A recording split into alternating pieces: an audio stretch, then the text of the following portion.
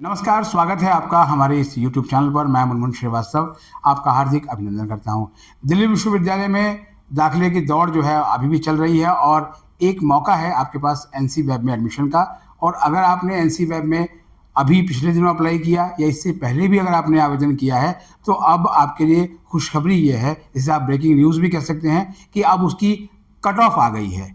और cut off कितनी है, किस कॉलेज के लिए और किस कोर्स के लिए, उसके बारे में हम बात करेंगे एनसी वेब के deputy director doctor Surendra Kumar से। और आपके जितने भी सवाल हैं जो आपने कमेंट बॉक्स में भेजे हैं उनके भी जवाब हम लेंगे। स्वागत है डॉक्टर सुरेंद्र जी हमारे चैनल पर। धन्यवाद मनमोहन जी। और पहला सवाल आपसे सर यही है कि एनसी वेब ने 4 दिन के लिए जो है रजिस्ट्रेशन शुरू किया था, दोबारा से खोला था जो है अपना विंडो, तो कितने कैंडिडेट्स जो है आए हैं फ्रेश?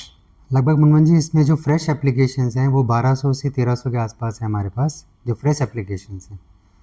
और बाकी पुराने जो थे उसमें से काफ़ी बच्चों ने, जैसे 3-3,500 बच्चे हैं जो एडमिशन नहीं ले पाए। जो पहले से ऑलरेडी रजिस्टर्ड थे हाँ वो नहीं ले पाए थे। जो लास्ट वो स्पेशल ड्राइव चली थी हाँ जी, तो उसमें भी वो नहीं आए थे। नहीं उसमें नहीं आए थे। अच्छा, ये जो जैसे ये फ्रेश रजिस्ट्रेशन जो हुआ था, तो ऐसा तो नहीं है कि जिनका रजिस्ट्रेशन अभी हुआ है उनको एडमिशन में प्रायोरिटी मिलेगी और जो पहले से रजिस्टर्ड थे उनको नहीं मिलेगी? नहीं मनमोहन जी, इसमें जो मैंने जैसे बताया कि एक तो फ्रेश एप्लीकेशन जिन्होंने दिया है, साथ ही जो पिछली बार जिन्होंने भरा था पर किसी कारणवश एडमिशन नहीं ले पाए थे, उन सबको मौका मिलेगा। वो अपने कट ऑफ के हिसाब से अपना कॉलेज सेलेक्ट करेंगे, एडमिशन लेंगे, उनकी सारी जो प्रक्रिया है वो फॉलो होगी। अच्छा, और ये जो कट ऑफ है ये बेस्ट 4 चलेगी या फिर कोई और तरीका होगा? नहीं, हमारे तो जैसे बीए प्रोग्राम है और बीकॉम है तो उसमें बेस्ट 4 का ही क्राइटेरिया चलता है। बेस्ट 4 का। बेस्ट 4। तो अभी जैसे कट ऑफ निकली है तो अब ये इस कट ऑफ के आधार पर कब कब एडमिशन होंगे अभी? हमारी जो कट ऑफ है कल रिलीज़ हुई है। आज से बच्चा अप्लाई कर सकता है, यानी 3 दिन के लिए 30 सितंबर, 1 अक्टूबर और 2 अक्टूबर तक बच्चा अप्लाई कर सकता है। 3 और 4 अक्टूबर तक बच्चा फ़ीस जमा कर सकता है। तो बच्चे के पास आखिरी मौका है 4 तारीख का फ़ीस जमा करने का। मतलब ये है कि आज जो है वो आज से शुरू हो गया है। हाँ जी, आज से बच्चा रजिस्ट्रेशन अपना 30 सितंबर से। एप्लीकेशन सबमिट कर सकता है। और 2 अक्टूबर यानी जिस दिन दशहरा है, गांधी जयंती है, उस दिन तक जो है वो अपना एडमिशन लेगा। अप्लाई कर सकता है। और जो जैसे कि जो आपके 27 सेंटर हैं, शायद 26 सेंटर। 26 सेंटर, तो 26 सेंटर में से किसी एक सेंटर पर ही अप्लाई करेगा ना? हाँ, ये बहुत ध्यान रखने की बात है। हमारे यहाँ एक बार एडमिशन लेने के बाद बच्चा अपना सेंटर चेंज नहीं कर सकता है। तो बच्चे से रिक्वेस्ट रहेगी कि वो अपने घर के पास का सेंटर देखे और अपनी पसंद का कोर्स ले। हमारे पास जैसे कि जो पॉपुलर कोर्सेज़ हैं वो हैं BA history plus pol science, eco plus pol science और बीकॉम। तो रिक्वेस्ट रहेगी बच्चे से अपने चॉइस से जो बच्चे को अच्छा लगता है कोर्स वो, और अपने घर के पास ले। तो ये जैसे बीए प्रोग्राम में हिस्ट्री पोल साइंस जो बेस्ट कॉम्बिनेशन है, तो अभी भी जो है वो इस राउंड के आते आते भी इसको हम एनसी वेब मॉप अप कह सकते हैं। हाँ जी, हाँ जी। तो सीटें हैं इसमें अभी? हाँ जी, अभी बीए प्रोग्राम में हमारे पास लगभग 4 या 5 कॉलेजेस ऐसे हैं जहाँ अभी भी सीटें खाली हैं, जो बहुत पॉपुलर हैं, ऐसा नहीं है। जिसमें कि मैं बताऊँ, अदिति महाविद्यालय, भगिनी निवेदिता, जेडीएमसी, सिटी अरविंदो कॉलेज और देशबंधु कॉलेज, इसमें एडमिशन अभी है। ये यूआर कैटेगरी एससी कैटेगरी दोनों में ओपन है यहाँ पर एडमिशन। दोनों में तो बच्चा अप्लाई करे और अपना आगे का प्रोसेस फॉलो इस कॉम्बिनेशन में। इसके अलावा दूसरे कॉम्बिनेशन में भी इसके अलावा भी दूसरे कॉम्बिनेशन जैसे इको पॉल साइंस है उसमें भी ओपन है सीटें। और बाकी जो अगर बीकॉम की बात करें तो हमारे पॉपुलर कॉलेजेस जैसे हंसराज, मिरांडा, केशव, श्री गुरु गोविंद सिंह और दीनदयाल उपाध्याय, इनमें यूआर और 1-2 कॉलेज में एससी की सीटें भर गई हैं। बाकी सब जो बाकी 20-22 कॉलेज बचते हैं उसमें यूआर, एससी, एसटी, ओबीसी सबकी सीटें खाली हैं। अच्छा, तो अभी कुछ सर सीटें खाली जी, हैं। तो अभी और बीकॉम की क्या स्थिति है सर? बीकॉम के मैंने अभी बताया आपको कि हमारे पास जो 26 कॉलेज है उसमें 3 या 4 जो कॉलेजेस हैं जैसे पॉपुलर कॉलेज हंसराज, मिरांडा, गुरु गोविंद सिंह, केशव और डीडीयू, इसमें यूआर की सीट भर चुकी है और एससी की 2-3 कॉलेज में पूरी भर चुकी है, इन 5-6 कॉलेज में। इसके अलावा जो 20 कॉलेजेस है उसमें यूआर, एससी, एसटी, ओबीसी में लिमिटेड सीट्स हैं। तो रिक्वेस्ट रहेगी बच्चों से कि अपना देखें, जहाँ से उनको घर के पास जो सेंटर है वहाँ पर जाके अप्लाई करें अपना ऑनलाइन और एडमिशन को कंफर्म करें। तो इसमें सर जैसे मान लिया बच्चे ने अप्लाई किया, मान लिया कि कट ऑफ जितनी भी निकली है, मान लिया किसी एग्जाम्पल के तौर पे किसी कॉलेज की कट ऑफ 76 निकली है उस कोर्स में, तो उस दिन तक जितने बच्चे आएंगे सबको मिलेगा एडमिशन? हाँ, हमारा मेरिट कम एडमिशन है, बट हमारे पास ये है कि जिस कट ऑफ पे बच्चा है, यानी हमारे मान लीजिए 70% कट ऑफ है, तो उससे ऊपर चाहे 10 बच्चा अप्लाई करे चाहे 20 बच्चा अप्लाई कॉलेज में करता है, हम उन 20 के 20 बच्चों को एडमिशन देंगे, सब्जेक्ट उनके डॉक्यूमेंट में कोई इशू ना हो। अगर उनके डॉक्यूमेंट यानी पूरे हैं, उनके कोई इशू नहीं है, तो हम उनको एडमिशन देंगे। तो अभी सर जैसे जो अभी फिलहाल जो कट ऑफ गई है इसमें सबसे हाई कट ऑफ किसकी गई है बीकॉम में अगर बात करें, जो अभी अवेलेबल कॉलेजेस हैं आपके पास पूरी लिस्ट बीकॉम में है जो हमारी सबसे हाईएस्ट कट ऑफ यूआर है कैटेगरी में? यूआर कैटेगरी में हमारे पास अभी जो है वो है सबसे ज़्यादा केशव महाविद्यालय, और केशव। वहाँ पर भी कुछ ही की सीटें बची हैं, इसलिए हमने थोड़ा सा उसको लो हायर पे रखा है। अच्छा, कितनी है कट ऑफ सर उसकी? उसकी कट ऑफ है हमारी 50%, अच्छा, यूआर कैटेगरी की यूआर है। कैटेगरी बाकी की। में तो आप उससे देखेंगे भी तो थोड़ा उसमें सा जो है कम वो कम होता है। अच्छा, और सबसे सर लोएस्ट किस कॉलेज में गई सर है? सबसे लोएस्ट हमारी केशव और अदिति महाविद्यालय और भगनी निवेदिता कॉलेज जो आपका कैर पे है। जो दिल्ली के बिल्कुल आउटस्कर्ट हाँ, पे हैं, आउटस्कर्ट पे थोड़ा, वहाँ बच्चे भी मार्जिनलाइजेशन ग्रामीण से क्षेत्र के जो है ग्रामीण वो, क्षेत्र के हैं।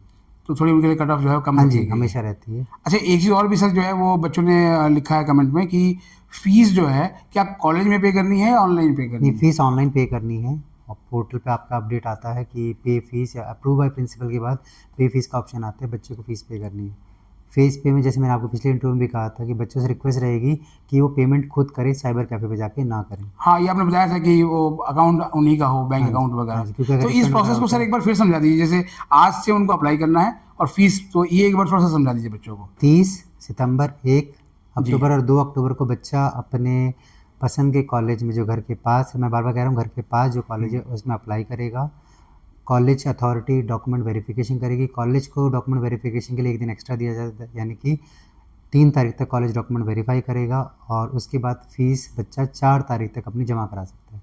तो 4 तारीख लास्ट डेट है फीस जमा कराने की, इसके बाद कोई ग्रीवांसेस एक्सेप्ट नहीं करेंगे।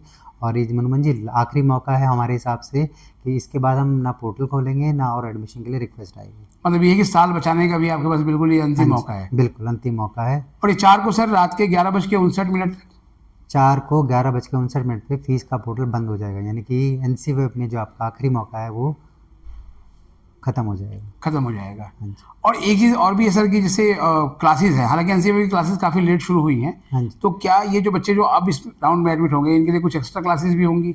सर कॉलेज, हमने कहा कि बच्चों के लिए हित में कुछ ना कुछ करता रहता है, तो ऐसा है कि हम कॉलेज से रिक्वेस्ट करते हैं, तो जो 2-4 बच्चे एडमिशन एक्स्ट्रा हो जाता है तो उनके लिए हम एक्स्ट्रा क्लास के लिए रिक्वेस्ट करते हैं, एंड दे गेट इट, होता है उनका ऐसा। कुछ बच्चे कुछ जो है पेरेंट्स मुझे अभी आर्ट्स फैकल्टी के गेट पे मिले, उन्होंने कहा कि एनसी वेब और रेगुलर का सिलेबस क्या सेम होता है? हमारा सिलेबस सेम है, हमारी सारी जो आपकी प्रणाली है, आईए हमारे बच्चे का होता है, प्रैक्टिकल हमारे बच्चे का होता है, एनुअल डे, कल्चरल, सारे स्पोर्ट्स, ये सब प्रोग्राम हमारे रेगुलर की तरह ही होते हैं। हमारा कोई भी डिफरेंस नहीं है। एग्ज़ाम भी हमारा उसी पैटर्न पे, सिलेबस पूरी क्लासेस होती हैं। और क्लासेस सर जो है वो कंपलसरी होती है, ये भी सवाल है। क्लासेस कंपलसरी हैं, अटेंडेंस Attendance का होती rule है, है? अटेंडेंस का रूल है, और जैसे दिल्ली विश्वविद्यालय का रूल है, अगर एडमिशन अटेंडेंस पूरी नहीं होती तो एडमिट कार्ड रुकता भी है। अच्छा, मतलब अटेंडेंस होनी चाहिए, और वो हाँ, 66.67 66.67 अगर इतनी नहीं हुई इतनी नहीं हुई तो आपको मतलब डी बार कर सकते हैं। डी बार कर सकते हैं, फिर आपका आईए भी उसी हिसाब से चेंज हो जाता है। अच्छा, आइए, हाँ, ये आइए को लेके भी एक कमेंट आता है कि सर यहाँ भी इंटरनल असेसमेंट होता है मैंने एनसीईआरटी कहा ना, में भी? हमारा पूरा जो रेगुलर का पैटर्न हम वही फॉलो करते हैं। आईए, प्रैक्टिकल और मेन पेपर सब कुछ होता है, असाइनमेंट बकायदा जमा करवाए जाते हैं बच्चे से, अटेंडेंस के मार्क्स मिलते हैं। तो जो हमारा रेगुलर का मोड है वही हमारा एनसीईआरटी का मोड है। और एक और सवाल, डिग्री को लेकर भी कई पेरेंट्स ने सवाल पूछा कि रेगुलर कॉलेज की डिग्री और एनसीईआरटी की डिग्री में कुछ फ़र्क तो नहीं है? नहीं, कोई फ़र्क नहीं है। एनसीईआरटी की डिग्री भी दिल्ली विश्वविद्यालय से मान्यता प्राप्त है, और अगर मैं आपको बताऊं तो हमारे दिल्ली विश्वविद्यालय के बच्चे बहुत दूर दूर पहुंचे हुए हैं। अभी रिसेंट आपने देखा होगा आयुषी डपा जी जो सोनी पे इस पे आपके कौन बने करोड़पति में आई थी, वो हमारे एनसीईआरटी की ही पास आउट हैं, और उनकी माता श्री भी हमारे एनसीईआरटी से ही पास आउट हैं। अच्छा, वाह, मतलब माँ भी एनसीईआरटी से और बेटी भी, बिल्कुल यानी कि स्वेच्छा से भी लोग एनसीईआरटी को चूज करते हैं। बिल्कुल बिल्कुल, क्योंकि ऐसा कई नहीं बच्चों को है? होता है सिविल्स करना होता है। जैसे अपने कॉलेज का बताता हूँ, हंसराज कॉलेज में एक लड़की है, उसका आईएम लखनऊ में एडमिशन हुआ है 2 साल पहले। हमारे पास एक लड़की है, मास्टर्स किया हुआ उसने, हिस्ट्री ऑनर्स, हमारे हिस्ट्री में मास्टर्स किया हुआ है, and she is posted in Ladakh, she is major in army. जी। तो हमारे पास बहुत लंबा है, ऐसा नहीं है कि हमारे बच्चे सिर्फ पढ़ाई करके रह जाते हैं। आईएएस आईपीएस हर क्षेत्र में हमारे बच्चे हैं। हाँ, और हमने देखा भी अभी एक कार्यक्रम भी आपका मिरांडा में हुआ था, वो सेल्फ डिफेंस को लेकर जो है हाँ जी, वो, हाँ जी। तो इस तरह की एक्टिविटीज़ भी होती इस हैं तरह की NCERT? एक्टिविटीज़ हमारे बच्चों के साइबर सिक्योरिटी, सेल्फ डिफेंस और अलग अलग तरीके की कॉम्पिटिशन, जिससे कि बच्चों की ग्रूमिंग हो सके, सर्वांगीण विकास हो सके, उस तरीके के प्रोग्राम हम कराते रहते हैं रेगुलर। अच्छा, एक और चीज़ जो कि आपने बताया सर लास्ट चांस है, तो अब एक बार आप स्क्रीन पे बच्चों को बता दें कि डॉक्यूमेंट्स कौन कौन से अपने रेडी रखें जिससे कि उनका एडमिशन रिजेक्ट ना हो। आपके पास 10वीं की मार्कशीट, 12वीं की मार्कशीट, और आपके पास अपना दिल्ली का प्रमाण, दिल्ली एड्रेस का, दिल्ली एनसीटी का एड्रेस प्रमाण होना चाहिए। उसके अलावा अगर आपके पास कोई कास्ट सर्टिफिकेट है तो वो होना चाहिए। कास्ट सर्टिफिकेट में जो ओबीसी और ईडब्ल्यूएस का सर्टिफिकेट है वो 1 अप्रैल 2025 के बाद का इशूड होना चाहिए। तो ये डॉक्यूमेंट सर जो है वो चाहिए ये होंगे। हमें चाहिए। और फीस जो है वो ऑनलाइन पे फीस करनी ऑनलाइन है, पे होगी, तो जो कोई कि डिमांड रिक्वेस्ट है। ड्राफ्ट या कोई चेक नहीं। वगैरह की कोई वो नहीं है, नहीं, बिल्कुल कैश। और अब मान लिया कि बच्चे ने फीस पे कर दी 4 तारीख तक, तो फिर वो कॉलेज कब ज्वाइन करेगा सर? कॉलेज हमारे शनिवार एतवार को क्लासेस होती हैं, तो शेड्यूल हमारे कॉलेज को भी दिया हुआ है और हमारे एनसीएफ की वेबसाइट पे भी है, तो वहाँ से देख के अपना कंसर्न कॉलेज में जाके अपनी क्लासेस यानी कि 4 तारीख को जब वो फीस बच्चा पे कर देगा 4 तारीख तक, तो उसके बाद जो सैटरडे या संडे जिस दिन उनका सेंटर होगा वो उस दिन रिपोर्ट करे वहाँ पर। रिपोर्ट करें। वैसे कॉलेजेस भी अपने बच्चों को ऐड कर लेते हैं व्हाट्सएप ग्रुप बना के या उनको ईमेल करके कि हम आप इस तरीके से इस ग्रुप पे जुड़ जाइए।